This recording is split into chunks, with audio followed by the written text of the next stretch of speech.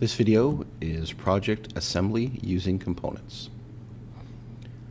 For this video, I'm taking components from our shed locker assignment, and I'm going to review assembly techniques and kind of clear up some misconceptions as to the most efficient way to assemble using components. So I've got the two floor components, the boards, the 2x4s, which by this point we all know are 1.5 by 3.5, and I've got the piece of plywood over here. So I'm going to quickly review the assembly process, and what I'm going to first do is this board here has to be rotated, so I'm going to quickly grab my rotator, put it on this axis, and rotate it 90 degrees. If for whatever reason when you're rotating you can't get that 90 to stop, just kind of bring it in the direction that you want and then type in 90, enter. Okay. Now once again, if you're trying to rotate a component on the blue axis, the up and down axis, such as furniture and stuff like that, if it doesn't have a flat surface, one easy way to do it is click on it with a pointer to make it blue, grab your rotator, put it anywhere on the flat surface, and we're going to turn that 90 degrees. Now for this video, I especially want to highlight how to put things together using components, and I want to really highlight using the corners. So I'm going to grab my move option. I'm going to grab it by this corner. I'm going to click once. I'm going to bring it over here, and I'm going to go corner to corner and click. Okay, because I'm seeing a lot of shed lockers where, you know, it was grabbed by whatever surface, and things are not quite lining up. So if you grab by the corner, intersect right there, endpoint origin, boom, click, perfect. Same thing if we're going to copy.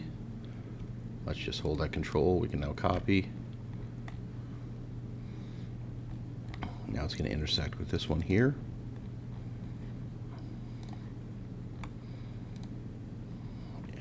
Now, I'm just going to copy this one here. And once again, corners intersect. Now, for the floor, which is a component,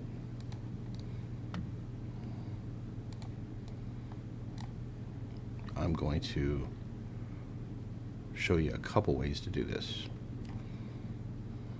One way is your move option ideally would be able to snap at the midpoint, but SketchUp doesn't allow you to do that. So what you're going to have to do is inside edit component mode. This is 4 foot 6 inches. Now each foot is 12 inches, so 4 times 12 is 48, plus 6, that's going to be 54. So if we type in 54 inches, that should show us our midpoint. And I'm just going to draw a line like that. Now I'm also going to draw that line over here. This is just an alternate way to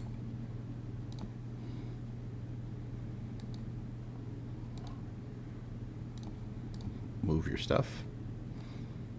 So let's go over here. I'll grab it by that midpoint area.